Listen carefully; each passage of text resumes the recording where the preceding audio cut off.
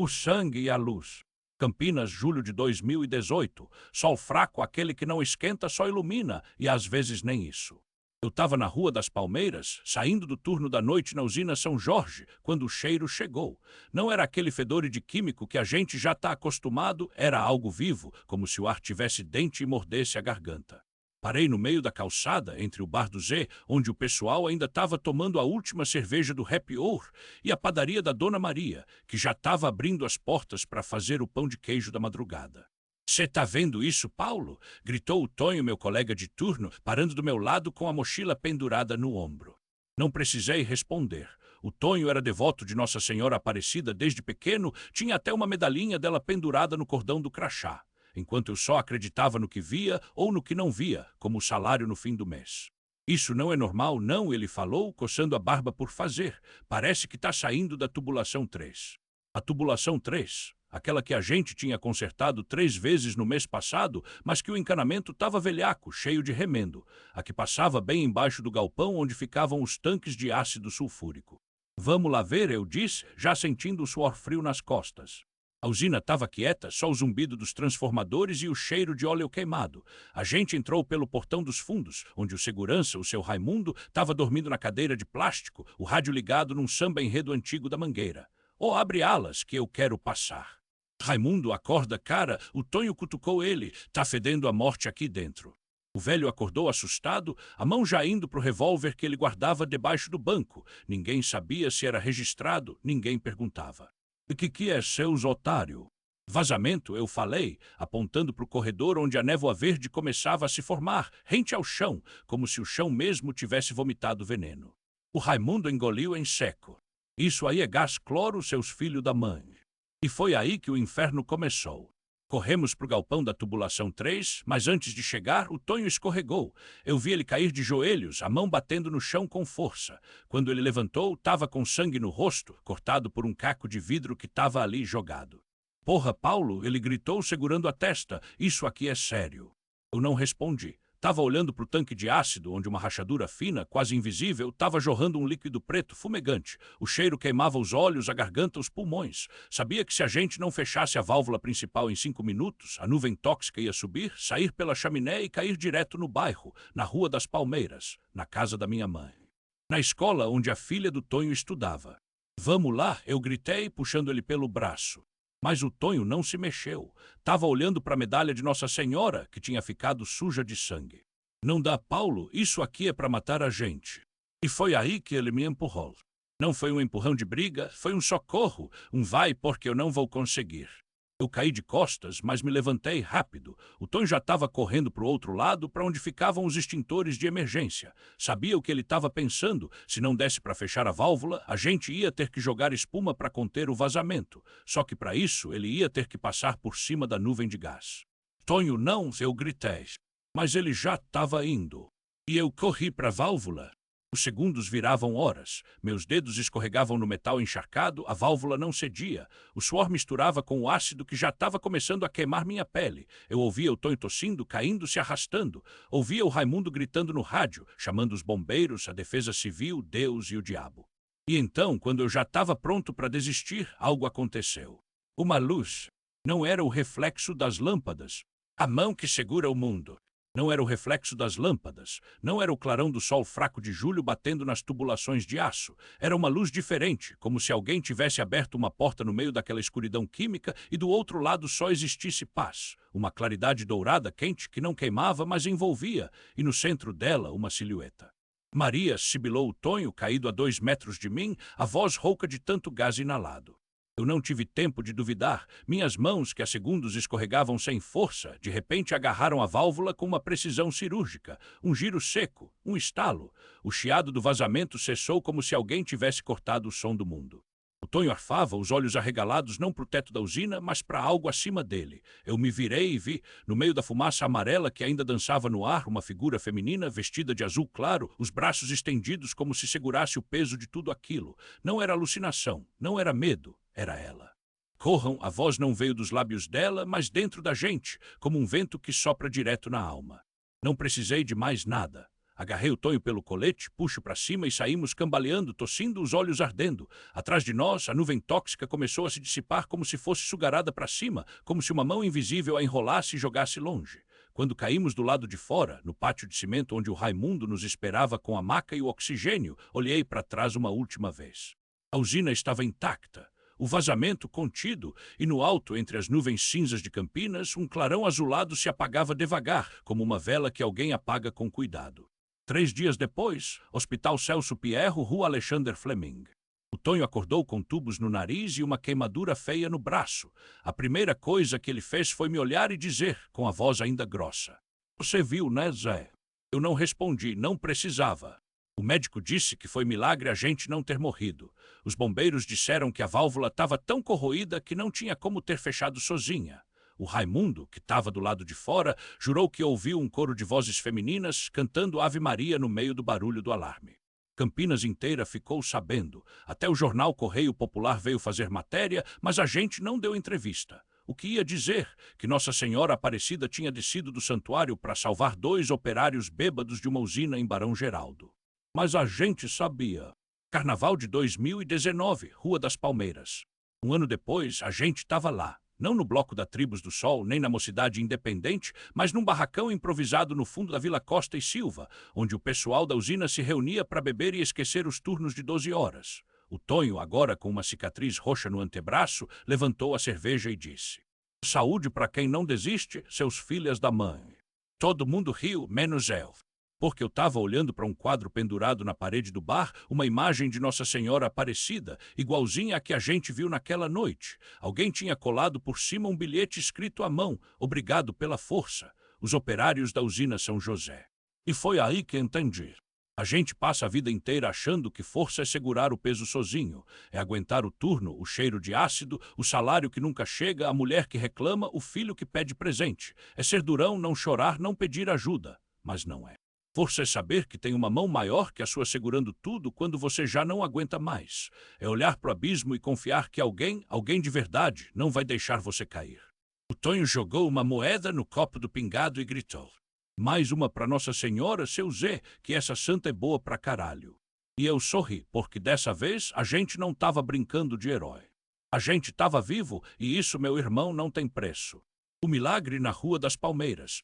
O sol fraco de julho não enganava ninguém. Em Campinas, o inverno era assim, um frio que mordia os ossos de manhã, mas que às 3 da tarde já deixava a gente com a camisa grudada nas costas. Eu estava sentado na calçada do bar do Tonho, na Rua das Palmeiras, com o copo de pingado ainda quente nas mãos, ouvindo o pessoal do turno da noite rir das minhas costas. O Tonho, com aquele riso de fumante de 40 anos, tinha acabado de jogar uma moeda no copo e bradar pela Nossa Senhora como se fosse ela quem tinha me salvado do vazamento de amônia na usina. E de certo modo tinha sido. Mas não era só isso, tinha o Zé Maria. "Cê tá quieto demais, Paulo", disse o Tonho, cutucando meu braço com o dedo sujo de graxa. "Tá parecendo que viu o diabo." Vi coisa pior, Tonho. Vi o Zé Maria se jogar em cima de um cano furado para segurar vazamento com as próprias mãos. O barulho do bar diminuiu. Até o rádio, que tocava um samba-enredo da Vila Maria no carnaval passado, pareceu baixar o volume. O pessoal sabia. Todo mundo na usina sabia que o Zé Maria era devoto de Nossa Senhora Aparecida como poucos. Carregava uma medalha dela no pescoço, rezava o terço no intervalo do almoço e jurava que ela já tinha lhe salvado 2 vezes. Uma quando o caminhão da empresa quase o esmagou em 2010 e outra quando a febre amarela pegou metade do bairro e ele não pegou nenhum resfriado. "Esse homem é louco", falou o seu Bidu, o mais velho do grupo, cuspindo no chão. "Ou então tem um anjo da guarda do tamanho de um ônibus." "Ou os dois", completei, tomando outro gole do pingado. Porque o Zé Maria não era só devoto, era meu broter. A gente tinha entrado juntos na usina em 2005, ele como ajudante de manutenção, eu como operário de máquina. Ele me ensinou a mexer nos painéis sem levar choque, eu ensinei ele a não beber cachaça antes do turno. A gente se entendia. E naquela madrugada, quando o alarme de vazamento tóxico disparou e todo mundo correu para fora como barata tonta, ele não pensou 2 vezes. "Paulo, corre!" ele tinha gritado, empurrando eu e o Tonho para a escada de emergência. "E você, seu doido?", eu gritei de volta. "Tô segurando aqui, vai logo." E seguiu, com as próprias mãos, num cano que estava jorrando amônia como se fosse a boca do inferno. Eu não deveria ter voltado. Mas voltei. porque o Zé Maria era meu irmão, e irmão não se deixa queimar vivo sozinho. Quando cheguei lá em cima, ele já estava de joelhos, as mãos queimando, os olhos lacrimejando não só pela fumaça, mas pela dor. O vazamento estava controlado por um milagre, porque aquele cano deveria ter explodido há 5 minutos. Butch, o cheiro ainda estava forte. A gente estava frito. Foi aí que eu vi ela. Não tô maluco, não tô vendo coisa. Era uma sombra, uma silhueta de mulher alta com um manto azul claro, parada bem no meio da nuvem de gás, como se o vento a carregasse, e ela estendeu a mão. Vem, ela disse, não com voz, com o coração. Eu não pensava, agarrei o Zé Maria pelo braço e pulei. Caímos no chão do galpão a uns 3 metros de distância, como se alguém nos tivesse colocado lá. O Zé Maria tossia, as mãos vermelhas como carne viva, mas vivo eu também. E quando olhei para cima não tinha mais ninguém.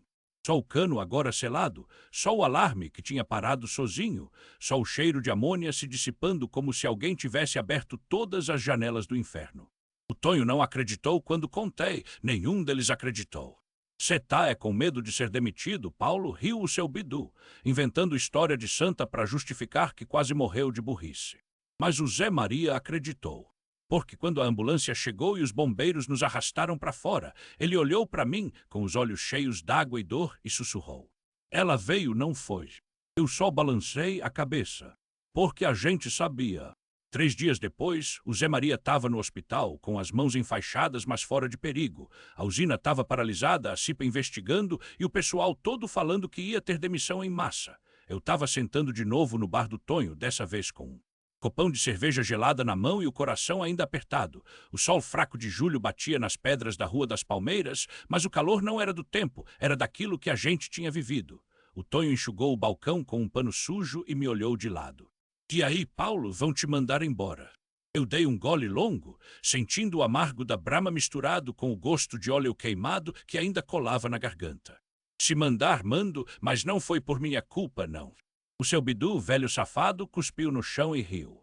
Claro que não, foi a santa que salvou Nê, a mesma que apareceu para você na hora H. Os outros riram, mas eu não liguei. Eles não tinham visto, não tinham sentido o cheiro de morte que subiu daquele cano arrebentado, não tinham ouvido Zé Maria gritando enquanto a gente se afogava naqueles vapores verdes, e não tinham visto ela. Você tá quieto hoje, hein, Paulo, disse o Tonho, jogando um amendoim na minha direção. Nem xingou o Flamengo ainda. Eu sorri sem graça. O carnaval tinha passado faz tempo, mas a cidade ainda cheirava a confete pisado e cerveja azeda. Lembrei do bloco da Vila Proença, do Zé Maria fantasiado de diabo, pulando no meio da rua com uma garrafa de cachaça na mão, gritando, vamos, Paulo, hoje a gente é imortal. Imortal? Quase tinha sido, mas não do jeito que ele pensava. O Zé Maria tá melhor? Perguntou o Bidu de repente sério. Tá, os médicos falaram que ele vai ficar com as mãos meio duras, mas vai voltar pro serviço. E você? Eu olhei para o copo, a espuma tinha sumido, igual a minha coragem naquela hora. Eu tô aqui e amanhã tô de volta na usina. Louco, murmurou o Tonho, depois do que aconteceu você ainda volta. Não respondi, não era loucura, era o que tinha para fazer. Minha mãe precisava dos remédios, minha irmã estava no cursinho para medicina e o aluguel da casa na Vila Brandina não ia pagar sozinho, mas não era só isso. Era porque, quando eu olhei para trás naquela sala de controle, entre o gás e as luzes piscando, ela estava lá, Nossa Senhora Aparecida, com o manto azul desbotado como o céu de Campinas antes da chuva, e os olhos cheios de uma coisa que eu não sabia explicar. Não era medo, não era pena. Era como se ela dissesse, você não está sozinho, meu filho, mas agora é com você. E isso mudava tudo. No dia seguinte, a usina estava um inferno. Os engenheiros da CIPA andavam de colete amarelo como se fossem donos do lugar, os operários cochichavam nos cantos e o cheiro de produto químico ainda colava nas paredes. O gerente, um cara magro de óculos que todo mundo chamava de doutor sabe-tudo, me chamou no escritório. Paulo, senta aí. Eu sentei, as mãos suando. Ele empurrou um papel para mim. Assina aqui, é o seu aviso prévio. Meu estômago virou, não era surpresa, mas doía igual. Por que eu não fiz nada de errado? A empresa não pode se responsabilizar por um acidente desse nível. Você e o Zé Maria foram negligentes. Negligentes? Minha voz subiu. A gente estava trabalhando, cara. O cano estava podre, ninguém fiscalizou e agora a culpa é nossa. Ele suspirou como se tivesse ensaiado aquela cena. Não é culpa, é procedimento. A usina vai fechar por 2 meses para manutenção, quando reabrir com novos contratos. E até lá? Até lá, você recebe seus direitos e procura outro serviço. Saí do escritório com as pernas bambas. Os caras da produção me olharam com pena. O Zé Maria não tava, ainda tava de atestado. Pensei em ligar para ele, mas o que eu ia dizer? Zé, a gente tá ferrado. Fui andando pela Rua das Palmeiras, o sol batendo no asfalto rachado. Passei pelo mercado municipal, onde as tias vendiam pastel e caldo de cana. Passei pela praça onde os malucos ensiavam samba para próximo carnaval. Campinas seguia indiferente, como se a gente não tivesse quase morrido ali, como se a santa não tivesse estendido a mão pra gente. E foi aí que eu vi.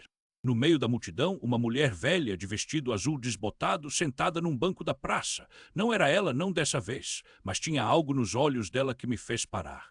Moço, ela chamou com voz rouca, você tá com cara de quem perdeu a fé.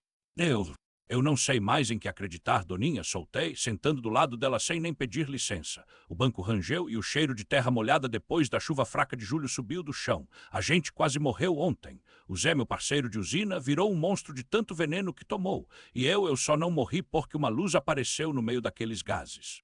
Uma luz que não estava nos tubos, não estava em lugar nenhum. Mas agora o Zé tá no hospital, os caras da empresa estão querendo enterrar o caso e eu tô com medo até de dormir. A velha mexeu num rosário de contas gastas, os dedos nodosos contando cada ave-maria como se fosse um segredo. Fé não é para quando a vida tá fácil, filho. É para quando o chão abre e o diabo ri da sua cara. Ela apontou pro céu, onde as nuvens cor de chumbo se arrastavam preguiçosas. Olha ali. Parece que vai chover, mas o sol ainda tá lá fraco, mas tá. Assim é a santa. Ela não grita, não faz alarde. Mas quando você menos espera... Um grito cortou o ar. Virei a cabeça tão rápido que quase torci o pescoço. Era o seu Damião, dono da banca de jornal na esquina da Palmeiras, com a Barão de Itapura, correndo como se o inferno tivesse solto os cachorros. Vazou de novo. Lá na usina, ele berrou, o jornal caindo da mão. Os caras tão falando que é pior que ontem. Meu sangue gelou. Pior que ontem? Ontem a gente quase tinha virado estatística, um parágrafo no Correio Popular falando de acidente industrial. Hoje podia ser o fim da linha. Você tem que ir, a velha disse como se lesse meus pensamentos. Não pelo Zé, não pela usina, por você. Ela tirou do bolso um medalhão de Nossa Senhora Aparecida, todo riscado, e jogou na minha mão. Leva isso. E lembra, quando tudo parece perdido, é que ela tá mais perto. Não tive tempo de perguntar nada. Saí correndo, o medalhão queimando na palma da mão como se fosse carvão. Pulei no ônibus da Indeclotado, os passageiros reclamando quando eu gritei pro motorista. Broteira é emergência. E ele, um baiano que já tinha me visto outras vezes, só balançou a cabeça e pisou fundo. Tá louco, Paulão. Um cara gritou, mas eu já tava pulando na porta antes dela abrir direito. A usina ficava no distrito de Souza, longe do agito do centro, onde ninguém via a fumaça verde que saía dos tubos quando os fiscais não estavam por perto. Cheguei ofegante, o portão arranhado, os seguranças com cara de quem já tinha recebido ordem para não deixar ninguém entrar. Não pode, Paulo, o Marinho, um cara que eu conhecia desde os tempos de servente, segurou meu braço. Os engenheiros estão lá dentro, os bombas já foi chamado. E o Zé, eu empurrei ele com mais força do que queria. O Zé tá lá, ele voltou. Marinho baixou a voz, tava falando que ia buscar umas coisas dele no vestiário. Aí, não esperei o resto. Pulei a catraca quebrada do portão e corri pro galpão principal, onde o cheiro de amônia e coisa podre já fazia meus olhos arderem. Os alarmes não tocavam. Claro que não tocavam. A empresa economizava até em sirenes. Dentro era o caos silencioso, os operários correndo como formigas quando você levanta a pedra, os engenheiros de capacete amarelo gritando ordens que ninguém entendia. E no meio de tudo, o vazio onde deveria ter gente trabalhando. Até que eu vi. O Zé. Ele estava de costas, parado no meio do corredor que levava para os tanques de tratamento, onde o vazamento tinha sido ontem. Mas não era o Zé que eu conhecia. O macacão dele estava rasgado nas costas, a pele por baixo brilhando, como se tivesse algo debaixo da pele. Algo que se mexia. Zé, gritei, mas minha voz saiu fina de moleque. Ele virou devagar e quando eu vi o rosto dele, meu estômago revirou. Os olhos dele não eram mais dele.